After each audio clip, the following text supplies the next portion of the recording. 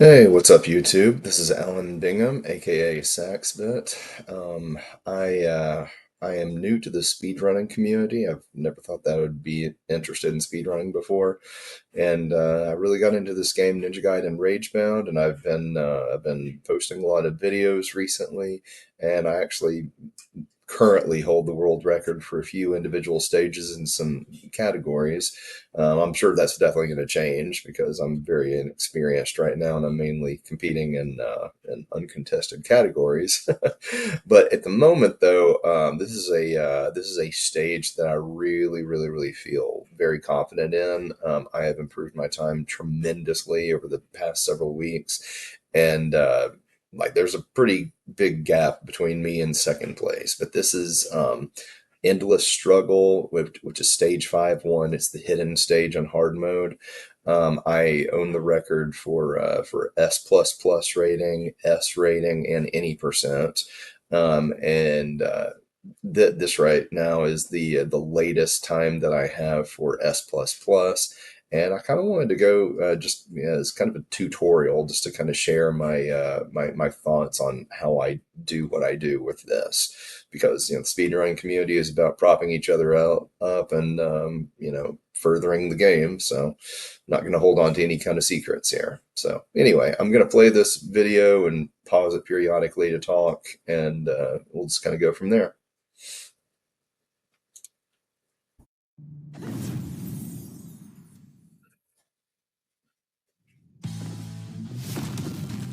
Okay. He basically has a just a handful of attacks that he does.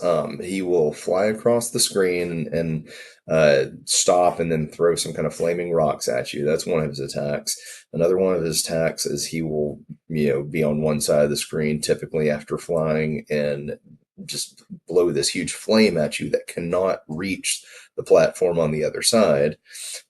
He does a pattern that he will never get to with this fight with Kumari, which he actually flies above the platforms, and then he'll fly down, and some big, huge boulders will come up that are also flaming. And then another pattern that I'm not going to let him get to is he will fly all the way up in the air and then come down the center of the screen, and a whole bunch of pillars of fire will come up. This is the fight that I feel like I've optimized the most, because I've basically been able to come up with what I to believe to be the biggest kill, or the quickest kill, I should say. Additionally, if you're not aware, this stage has a glitch. That like this is a boss rush. It's four bosses that are not supposed to grant you any kind of health refill during or between fights. However, if you come straight into the game without playing any other stages and play this stage first, which I figured out by trial and error is the thing that kind of triggers this, you will get a full health refill after this first fight. So basically, what you need to do with this fight is take advantage of the fact that you can manually charge hypercharge shots and just blow them all. Like, without any kind of special talismans, a normal health bar can fire off 5 different hypercharge shots that have been manually charged, which means for this entire boss rush, we're going to be taking advantage of a total of 10, because we'll get a nice little reset after this fight. So, anyway, with all that being said, we'll just kind of watch how this plays out. Okay, so I fire off a hypercharge shot here. I spam, I do a little bit of a stutter step. Then I grab onto the ledge, fire a little bit more, jump over him, fire a bunch, and then as soon as he's about to do the big flame attack, I do hypercharge, and then another hypercharge, and then another hypercharge, and then fire off more of the kunai attacks, just enough to finish him off with another hypercharge. And that is the quick kill on this guy. I really don't think there's any faster way that you can beat him.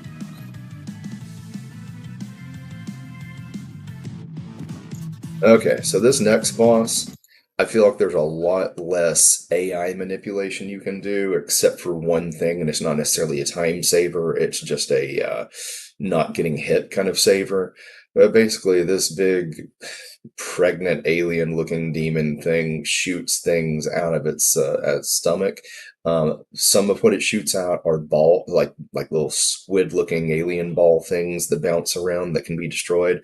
Some of them contain the energy for hypercharge attacks, and the other things are some kind of like bluish green acid things, and those cannot be destroyed. You just have to dodge those. However, once its health starts getting slightly lower, it'll start out by sticking a tentacle out from the in the middle of the floor, and it's something you need to destroy really quickly. And then once you get past the halfway point, a tentacle on the far right side of the screen will pop up. And whenever you get too close to this boss, she'll take a swipe at you. And so the manipulation I've come up with is if you like when she's spawning that tentacle to the far right side of the screen, if you come in really close and have her take a swipe at you and then dodge it and then start attacking that tentacle, like she doesn't have the opportunity because she's in basically in mid swipe, she'd have the opportunity to start firing off little weird bouncy squid balls or acid or anything because of the delay that happens after her attack. So it gives you a chance to just totally get rid of that tentacle really quickly. But outside of that particular strategy, it's just a bunch of mash, mash, mash, as Arcus would say. And just a whole bunch of mashing and dodging and just trying to be as precise as possible. We will not be manually charging any kind of hypercharge attacks. We're going to be saving the 5 remaining ones that we have for the final boss, because the final boss is a big old doozy. Anyway, let's go and watch this play out. So yeah, just mash, mash, mash, mash, mash, mash. There's a little hypercharge thing. And notice that I do try to get close to her whenever I can, so I can, number one, get in some more of those attacks. Also, when you run, she can fire off kunais quicker. But you see, here's the tentacle that comes in the middle, and I just back away so that I can get rid of it. And then mash, mash, mash. Now she's below mid health, and so she's going to try to spawn the tentacle before I ride. See how I kite her ability, or kite her swipe, just so I can get rid of that tentacle. And it's back just to a mashing game and just rinse, wash, and repeat.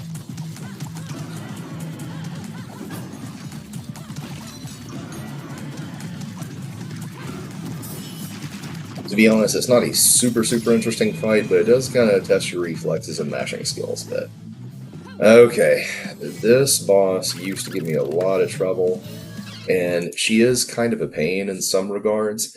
But basically, she has a few main attacks. She has these lightning balls that she likes to spawn out that will cause some kind of electrical AOE damage across just across the floor, and so you have to be able to dodge those properly.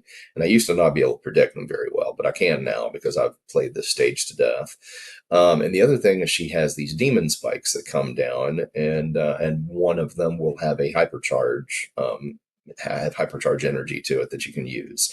Now, the thing is, in her early phase, she will alternate between 2 energy balls and then 2 demon spikes. 2 energy balls, 2 demon spikes.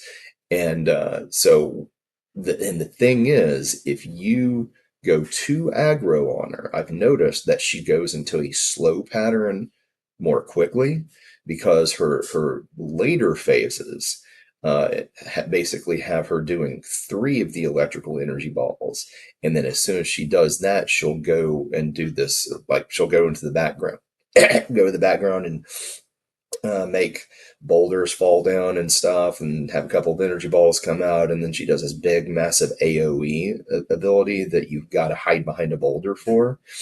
And that is a very slow time consuming thing. Now, the thing is, she's ultimately going to do that. There's no way to skip that I've been able to find. However, what you want to do is you want to make sure that you do just enough damage to. Sorry about that. That was my work notification. Good grief.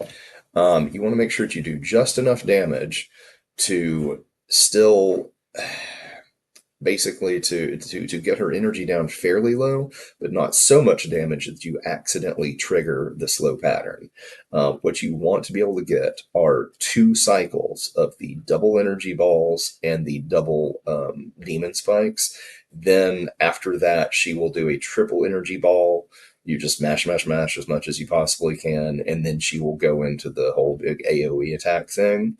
And then after that, she's now in her full on second phase. And her full on second phase is always three energy balls and then three of these like full screen horizontal attacks, and they're pretty darn quick. And then the last thing will be three demon spikes, and but basically, once again, you're pushing those cycles off until the very last. Now, I would like to give kind of a shout out to one of my cohorts at Nolium on the who's one of the mods for the Ninja Gaiden Ragebound speed run community. He was mentioning that the stutter step maneuver that I was talking about earlier for that first boss. Once I knock her down, what I need to start doing to optimize this more is going back and forth, back and forth, back and forth, just left to right, stutter step, and I can get a little bit more DPS in. So in further iterations of this, I will probably be doing that for her later phases, but not for her earlier phases. Because once again, the earlier phases, I don't want to do too much damage too quickly because I don't want to spawn the slower pattern. Anyway, that being said, I know that I've chatted a whole bunch here, so I'm going to go ahead and unpause this, and you can watch how this plays out. As you can see, double energy ball, double demon spike. Of course, I've got the hypercharge off. If you're speedrunning this, you don't want to miss a single hypercharge shot at all. So double energy ball. We're going just aggro enough. Double demon spike, hypercharge shot. And then now she's going to do the three energy ball things. Also, here's the AoE attack. Also, you're about to see me teabag in a minute. I do recommend jumping between each energy ball instead of jumping over multiples. Here's the teabag.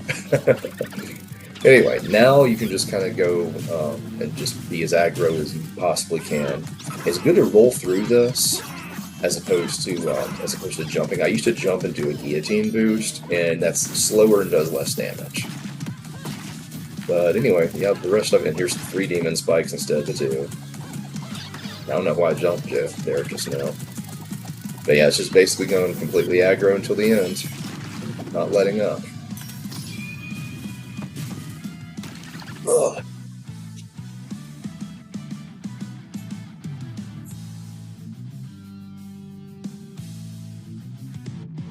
And this dude is such a pain. So, as I said, we want to save all five of our remaining hypercharge shots and have full energy going into this last boss so we can fire all this off. Technically, you can take a tiny bit of damage and still have five hypercharge shots left, but yeah, I just feel better going in with full energy. Anyway, this guy has a massive hitbox. Like, do not underestimate his reach. Also, be very, very careful when he chucks crystals at you, because there's not a whole lot of distance between those crystals, and it's easy to accidentally walk up on one of them. But basically, if you want to have a really fast run of this level, like, you basically just need to not get hit at all here, because you want to be able to fire off every single hypercharge shot that you have left in order to optimize the fight. And even then, there's still some other things I know I could be doing better, but I was happy that I finally got one single run being able to get all the charge shots off. But anyway, basically, in the earlier phases, he'll either jump at or over you, or he will dig into the ground and chuck some crystals at you, one of which will have hypercharged shot energy in it. So the it's pretty simplistic early on, but then once he takes, I'd say about maybe 1/3 damage, something like that, he'll start doing this charge attack thing where he'll run across the room and then bang against the wall and a whole bunch of boulders fall down. And it's kind of a pain in the butt when the boulders fall down because the kunai don't want to go through them. I know that if I equipped a different type of talisman, they probably would, but I'm specifically equipping the debuff talisman so that I can get S++ on this. My S rank video, totally different strat, totally different talisman, but we'll get to that in a different video. Anyway, though, but yeah, so for a while there, he'll alternate between the three attacks, which are jumping, chucking crystals at you, and then the charge thing. And then eventually he does this pattern. Like, I think this is once you get him below half health or something along those lines. He'll get to the point to where he just jumps completely up and totally off screen, and he chucks four crystals along the floor of the battle arena, and one of them, of course, will have hypercharge energy in it, and then he will come down with this big old arms and hands with a big swooping motion, and it'll pound the ground, possibly you if you're in his way, and then it brings a whole bunch of just almost kind of an earthquake effect and causes a bunch of issues with the terrain, and it'll hurt Kamari if she doesn't get out of the way. So basically, you need to find that hypercharge crystal really quickly, break it, and then make sure that you dodge the stuff that he does to the terrain. And basically, those are his patterns, and it's just a whole lot of dodging, being precise, of staying right outside of his hitbox, getting every single hypercharge crystal that you can, and firing off literally every manual hypercharge shot that you can. It is good to try to stop his the one where he jumps off screen. If you can stop that once at least with a manually charged hypercharge shot, that is really helpful because that is kind of a slow pattern. He's probably going to get at least one of those off, but if you can stop one of them and have him not do two or three of them, then that's going to speed your time up quite a bit. But anyway, we'll watch how this plays out. Okay, so I start right off the bat with a hypercharge shot because he's always going to jump at you for the first thing, and then I get a crystal, another hypercharge shot for free. And then now he's going to do the charge attack, but I'm going to charge my own hypercharge shot to stop him from doing that. I'm going to get another hypercharge crystal, fire that off for free, do as much damage as I can. And then he's about to jump off screen, and instead of jumping off screen, I stopped it with a hypercharge shot of my own. And now that's my fourth hypercharge shot, so I've got one manually charged one that I can do left, and that's it. I just blew my last hypercharge shot, and he's going to charge at me. I'm going to do a guillotine bounce over it, and now he's going to jump off screen. I'm going to get that last hypercharge crystal, and bam. That is GG's. So anyway, my previous time as of about a week ago was 3:59, and I improved it by 7 seconds down to 3:52. I'm pretty sure a lot of that was the time save that I did with the first boss, because I used to have it was still a very quick kill, but it was just a slower quick kill, and I think I improved that probably by a good 3 seconds or so, and I think the remaining time save probably came from intentionally going into that last fight with 5 hypercharge shots and actually getting all 5 of them off. So anyway, I'm sure that there are other things that can be optimized with this, just a little bit cleaner fights. As Ednolium, I guess that's how you pronounce his name, the one that I told you about earlier, as he was talking about incorporating some of the stutter stepping in, to get faster kunai shots off. I'm sure that can speed some things up. But for the most part, this is pretty tight. Like, I don't see anyone really saving more than like maybe about 5 or 6 more seconds total, once this gets completely optimized. And this might be just about as optimized as I can personally get it. Who knows? Maybe I'll be able to shave off another second or two, but we'll see. But I'll be really curious just to see how the rest of the community goes with this. Hopefully, people can take what I've talked about in this video and actually, do something cool with it. But anyway, but yeah, I'm excited to see where the rest of this game goes, and specifically how the speedrun community handles this stage in the future. So that's it, guys. Thanks a lot for listening. Please like and subscribe, comment if you got something cool to say, or even if you don't have something cool to say, I'd just like to hear from you. Nobody comments on my videos right now. So anyway, I'd love to hear from you guys. All right, thanks a lot. Bye-bye.